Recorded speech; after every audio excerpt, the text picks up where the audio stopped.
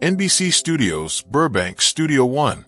The Tonight Show starring Johnny Carson, March 14th, 1969, 8:52 at night. 50 million people were watching what they believed would be a normal Friday night. Two of the biggest stars in Hollywood were scheduled to appear. Steve McQueen, fresh off the success of Bullitt, and Clint Eastwood, flying high thanks to his spaghetti westerns. Both were at the peak of their careers, both considered the coolest actors in Hollywood, and both hated each other with all their soul. The audience had no idea what was about to happen. Johnny Carson had no idea. Not even the executives of NBC knew that night would become one of the most talked about moments in television history. Steve McQueen was sitting on the couch, dressed in a beige suit. His jaw was tight.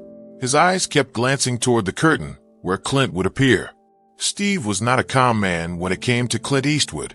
Johnny was in the middle of his monologue, joke about Richard Nixon, joke about the Vietnam War. The audience laughed loudly. Everything seemed normal. Backstage, Clint Eastwood received the news that would change the night. "Mr. Eastwood," the production assistant said nervously, "Steve McQueen is already on the set. He's the first guest." Clint looked up from his book and said nothing for a long moment. "McQueen knows I'm coming after him." "Yes, sir." Mr. Carson thought it could make interesting television, a friendly competition. Clint closed the book. "Friendly," he said with irony. "Is there going to be a problem?" Clint adjusted his tie. "I suppose we'll find out soon." What happened next would be repeated for decades. To understand that night, you have to understand the history between Steve McQueen and Clint Eastwood. This wasn't manufactured publicity. It was real animosity built over the years. Steve was Hollywood royalty. In 1969, after The Great Escape and Bullitt, he was the highest paid actor in the world. He had everything, except what Clint possessed, effortless charisma. Steve worked to achieve his image, martial arts, motorcycle racing, doing his own action scenes.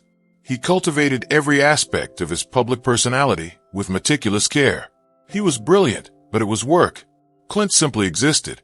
He showed up, squinted his eyes, delivered his lines, and the audience went crazy. He made it look easy, and that drove Steve crazy. If you like stories about legends of cinema and the secrets of Hollywood, we invite you to subscribe to the channel. Activate the bell so you don't miss any details of our upcoming stories. The rivalry began in 1967. Both were offered the lead role in Hang 'em High. Steve rejected it, calling it beneath him. Clint accepted it. The movie was a massive success. When Steve learned the box office numbers, he threw a glass against the wall of his living room. Then came the real insult. In an interview for Life in 1968, Steve was asked about the actors he respected. He mentioned names: Marlon Brando, Paul Newman, Robert Redford. The interviewer asked him about Clint. Steve's answer became legendary. "Eastwood got lucky with those Italian westerns, but squinting your eyes isn't acting. Put him in a real dramatic role, and he'll fall apart." Clint read that interview. He said nothing publicly, but people close to him knew he was furious. 2 weeks later, the agents of both men received calls from The Tonight Show. The same date. Neither of them knew the other had been booked until it was too late to back out. Johnny finished his monologue. "My first guest is one of the biggest movie stars in the world. You've seen him in Bullitt. Please welcome Steve McQueen." The curtain opened. Steve, NBC Studios, Burbank, Studio One. The Tonight Show starring Johnny Carson. Steve McQueen walked out. The audience exploded into a standing ovation. He waved and sat down. The interview began without problems. Johnny Carson asked about Bullitt. Steve talked about the car chase. He was charming and relaxed. 20 minutes later, Johnny changed the topic. "Steve, there's been talk about a rivalry between you and Clint Eastwood. Is there any truth to it?" Steve's smile didn't change, but his eyes hardened. "A rivalry? You need two competitors to have a rivalry. Clint does his thing, I do mine. Different leagues." The audience laughed nervously. That was a direct hit. Johnny tried to smooth things over. "Well, Clint is actually our second guest tonight." Steve's smile froze. "Tonight? Clint is coming tonight? I thought you knew."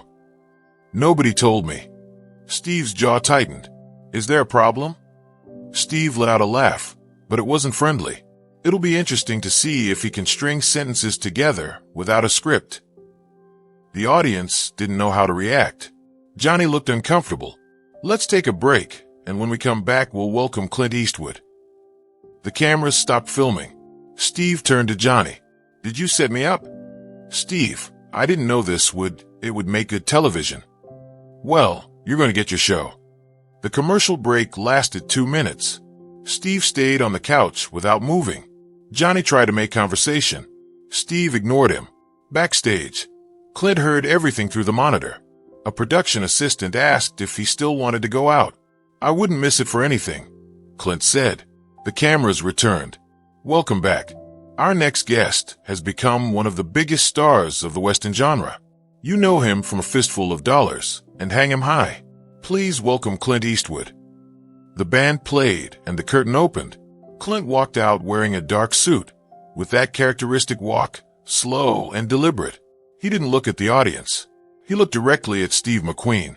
The audience applauded, but the tension could be felt, like watching two gunfighters approaching each other. Clint shook Johnny's hand, nodded toward Steve, and sat on the opposite end of the couch. For a moment, no one spoke. 50 million people watched two movie stars, staring at each other. Johnny tried to break the ice. Clint, welcome. It's a pleasure to be here. Johnny, you know Steve. Of course I know Steve. Steve did not extend his hand. Eastwood. McQueen. The audience barely dared to breathe. Johnny continued. Clint, I was just asking Steve about this rivalry. He says it doesn't exist because you two aren't in the same league. Would you like to respond? Clint looked at Johnny, then at Steve. That's what Steve said a few minutes ago. Clint nodded slowly. Well, Steve has a right to his opinion, even when he's wrong. The audience held its breath. Steve's eyes narrowed. Wrong about what? Steve asked. About many things, apparently. Steve McQueen leaned forward. Everything changed.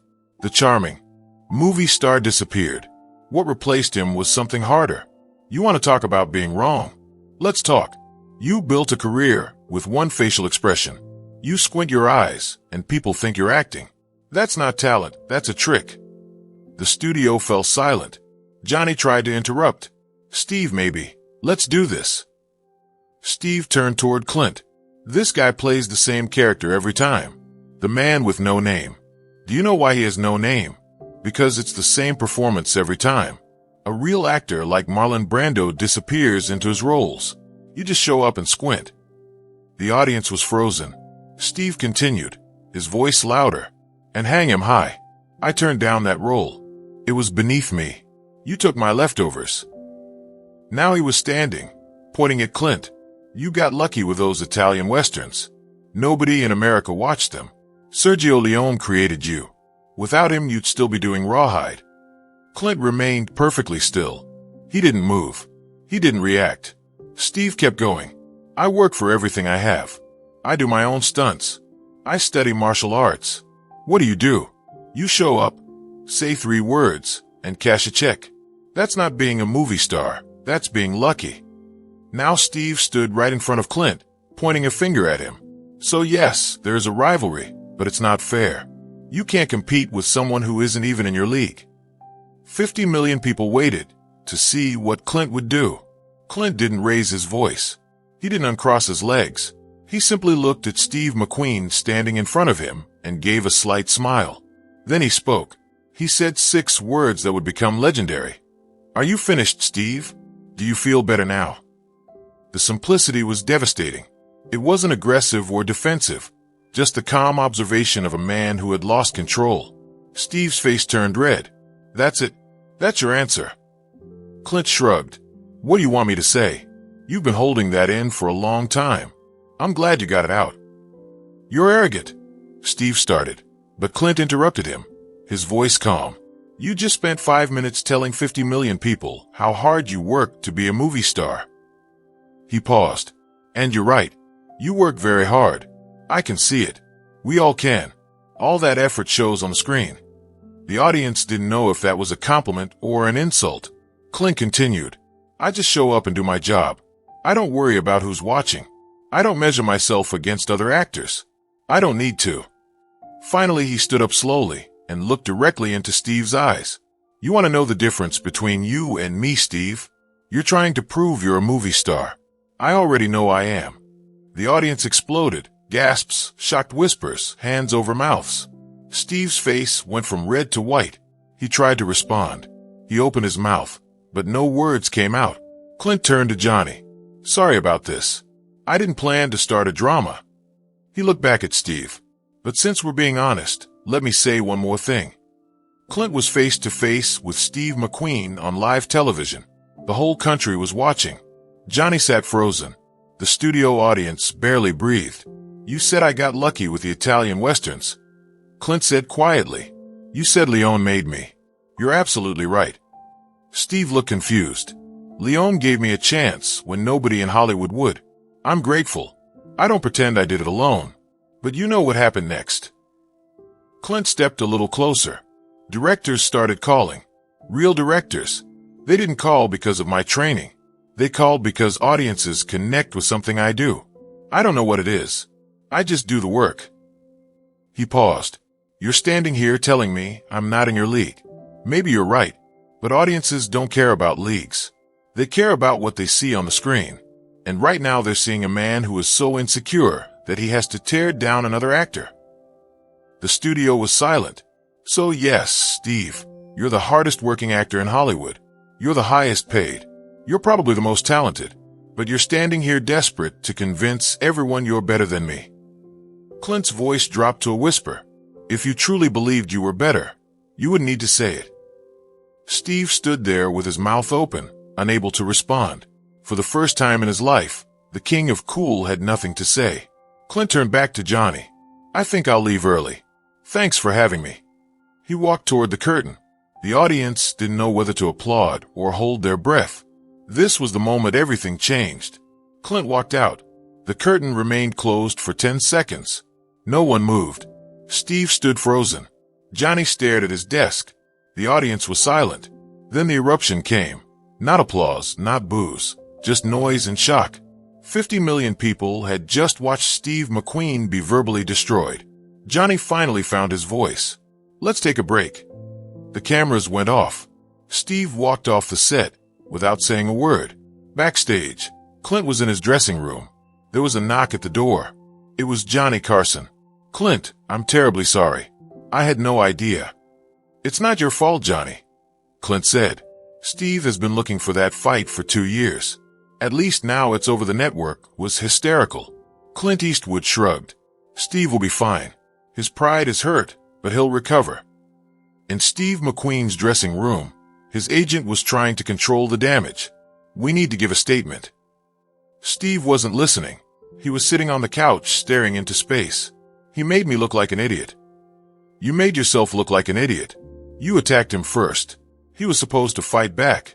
Instead, he stayed calm and made you look desperate." The ratings arrived the next morning. They were the highest in the history of The Tonight Show starring Johnny Carson. On Monday morning, every newspaper covered it. Headlines ranged from McQueen versus Eastwood, the fight that wasn't, to Clint silences Steve McQueen with 6 words.